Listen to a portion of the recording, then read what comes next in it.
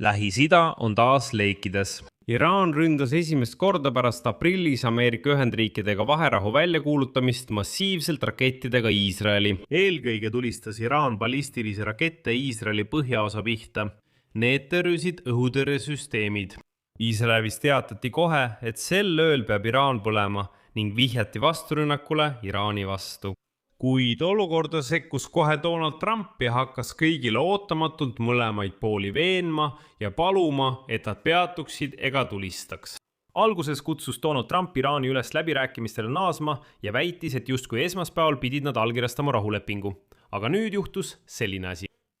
Ja pärast seda helistas ta Netanyahule, et veenda Iisraeli peaministrit Iraani ründamisest loobuma.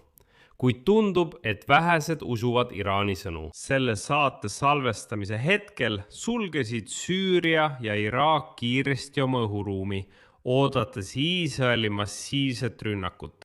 Kuid tasub ka märkida, et varem täna ründas Iisrael siiski Liibanoni pealinna Beirut, riskides saada vastulöögi Iraanilt. Ja just selles etapis polnud Trump sellise rünnaku vastu sugugi.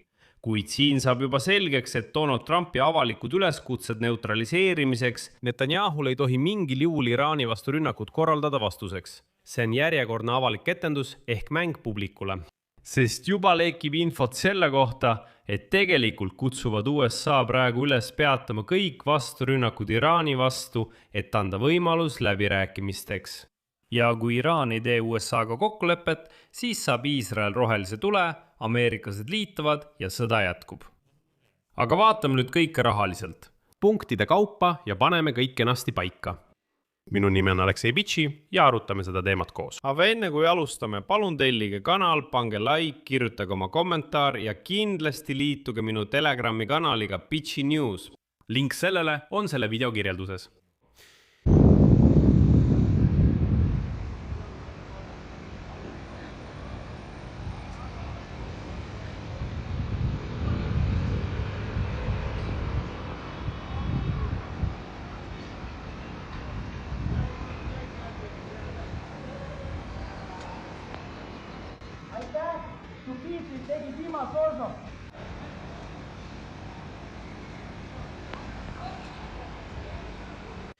Nii et täna, 7. juunil tulistas Iraan rakette Iisraeli pihta. See oli esimene otsene raketirünnak Iraani poolt Iisraeli vastu pärast 8. aprilli relvarahu.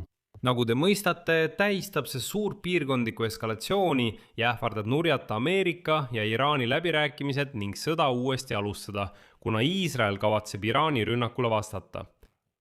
Selle saate salvestamise hetkel teatasid Iraani riigimeediat 3. raketilaine käivitamisest. Samal ajal teatas Iraani Islami revolutsiooni kaardiväe korpus, et üheks sihtmärgiks oli Iisraeli põhjaosas asuv Ramat Davidi lennubaas. Islami revolutsiooni kaardiväe korpus teatas, et need löögid olid hoiatuseks Iisraelile ning ähvardas ulatuslikumate rünnakutega kogu piirkonnas, kui Iisraeli rünnakud Liibanoni vastu jätkuvad. Samal ajal tulid Iraani tänavatele, eriti Iraani pealinnas Teheranis, režiimi pooldajad, et tähistada rünnakuid Iisraeli vastu. Ja nüüd teatas Iraani kõrgema juhi sõjaline nõunik Majtaba Khamenei Rezai täna järgmist, tsiteerin. Iraani Islamivabariik on korduvalt teatanud, et ei talu relvarahu rikkumisi ega agressiooni Liibanoni vastu. Täna õhtul said agressorid oma vastuse. See vastus on hoiatus, lõpetada oma kurjus. Kõik uued sammud saavad veelgi hävitavama vastuse ja tõsised tagajärjed. Oma poolt teatas Iisraeli kaitsevägi, et Iisraeli põhjaosas kõlasid sireenid seoses 4 raketi väljatulistamisega Iraanist, kuid õhutõrjesüsteemid töötasid ohu tõrjumiseks. Iisraeli ametnikud teatasid, et kõik raketid on praeguseks alla tulistatud ja kohe pärast seda teatasid Iisraeli kõrged ametnikud Iisraeli kanal 12 eetris, et riik vastab otsustavalt Iraani raketirünnakutele. Ja kõlasid isegi sellised väljendid nagu Iraan peab täna öösel põlema. Nende sõnul ei saa Iisrael lubada olukorda, kus Iraan tulistab Iisraeli pihta vastuseks Iisraeli rünnakutele Hezbollah vastu Liibanonis. Nad väidavad, et need on 2 erinevat lugu. Ametlikku otsust vastuse kohta selle saate salvestamise hetkel veel ei ole. Ning eeldatakse, et peaminister Benjamin Netanyahu ja kõrged ametnikud viivad peagi läbi julgeolekuolukorra hindamise ning teevad siis otsuse, kas vastata või mitte. Kuid olukorda sekkus kohe Ameerika Ühendriikide president Donald Trump ja hakkas tõsiselt pooli veenma, et nad ei tulistaks. Kohe pärast Iraani rünnakut Iisraeli vastu teatas Trump, tsiteerin, see ei aita kindlasti läbirääkimistele kaasa. Me oleme kokkuleppele väga lähedal. Ma ütleksin, et see allkirjastatakse esmaspäeval, teisipäeval või kolmapäeval järgmisel nädalal. Ja nüüd see juhtub. Miks? Minu nõuanne Iraanile. Te lasite raketid välja. Te vastasite. Sellest piisab. Tulge tagasi läbirääkimiste laua taha ja sõlmige kokkuleppe.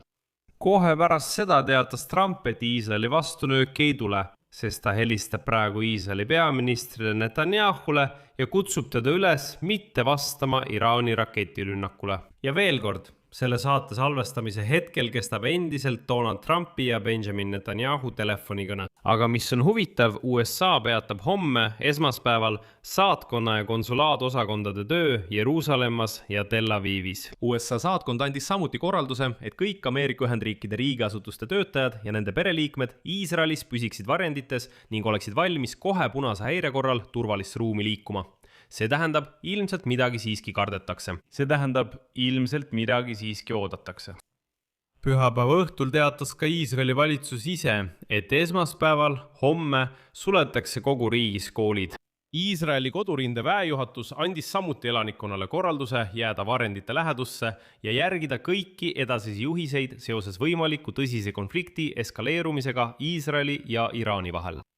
Samal ajal tasub siin arvestada sündmuste kronoloogiat, sest täna on pühapäev. Lähis-Idas arenesid sündmused väga kiiresti. Asi on selles, et Iisrael andis pühapäeval löögi Beiruti lõunapoolsetele eeslinnadele vastuseks raketirünnakule Iisraeli põhjaosa pihta, mille korraldas Hezbollah. Ja just siin algab kõige huvitavam. Eelmisel nädalal ähvardas Iraan anda raketilöögi Iisraeli pihta, kui viimane ründab Liibanoni pealinna Beirut. Samal ajal toetasid USA-d Iisraeli õigust enesekaitsele. USA kaitseministeeriumi esindaja ütles väljaandele Axios, et Ameerika väed Lähis-Idas on valmis kaitsma, kui Iraan täidab oma ähvardused ja alustab uusi rünnakuid. Nüüd on uued rünnakud toimunud, kuid USA armee ei tegutse veel. Ja mis on oluline, nagu Netanyahu esindajad ütlesid, teavitas Iisrael Donald Trumpi administratsiooni enne tänast rünnakut Beirutile. Iisraeli peaminister Benjamin Netanyahu teatas, et rünnak viidi läbi vastuseks Hezbollah rakettidele, mis turistati Põhja-Iisraeli suunas. Iisraeli rünnak tabas Hezbollah komandokeskust Tahijas. See on šiitide piirkond Beirutis, tuntud kui Hezbollah tugipunkt. Oluline on märkida, et varem sel nädalal teatas Trump avalikult, et ta on juba veennud Netanyahut mitte ründama Beiruti. Kuid iisraellased teatasid Trumpi administratsioonile, et jätkuvad Hezbollah kaitserünnakud Iisraeli põhjaosas rikuvad relvarahu režiimi, mis saamab Iisraelile täieliku õiguse rünnata Beiruti. Veelgi enam, iisraellased andsid selgelt mõista, et nad jätkavad Beiruti ründamist iga kord, kui Hezbollah ründab Iisraeli põhjaosa, ja Trump vaikis selles olukorras. Ja kui te mäletate seda skandaali Trumpi ja Netanyahu vahel, mis sel nädalal puhkes, kus Trump nimetas Netanyahut hulluks, siis see skandaal oli seotud just nimelt rünnakutega Beirutile. Pärast telefonikõnet Netanyahuga teatas Trump osalisest relvarahust, mis hõlmas Iisraeli kohustust mitte rünnata Beiruti vastutasuks Hezbollah rünnakute lõpetamise eest Iisraeli piiriga külnevatele linnadele. Juba kolmapäeval leppisid Iisrael ja Liibanon kokku täielikus relvarahus tingimusel, et Hezbollah lõpetab rünnakud ja viib oma võitlejad välja piirkonnast, mis asub Lõuna-Liibanonis Litani jõest lõuna pool. Kuid juba neljapäeval lükkas Hezbollah pakutud tingimused tagasi ning tuleb mõista, et ilma Hezbollah nõusolekuta oli vaherahu vaid paberil. Ja nüüd täna ründab Hezbollah Iisraeli, Iisrael vastab rünnakuga Beirutile Liibanonis ning Iraan omakorda ründab Iisraeli vastuseks rünnakule Liibanoni vastu. Ja kogu selles olukorras kutsub Trump pooli üles relvarahu sõlmima. Lõpuks teatas Iisrael, et tugevdab rünnakuid Hezbollah vastu Liibanonis vastuseks Iraani raketirünnakutele. Nüüd teatatakse, et USA kutsus Iisraeli üles lükkama rünnakud Iraani vastu mõne päeva võrra edasi, kuna läbirääkimised jätkuvad.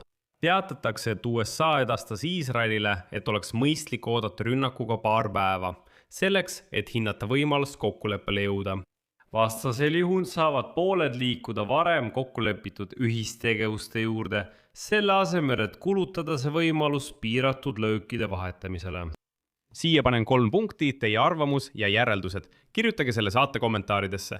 Tellige kanal, vajutage kellukesele ja ärge unustage vajutada meeldib nuppu. Kui soovite toetada selle YouTube'i kanali tööd, saate seda teha mis tahes annetusega linkide kaudu ja rekvisiitide abil selle video kirjelduses. Sellega on kõik, hoidke end kõike head.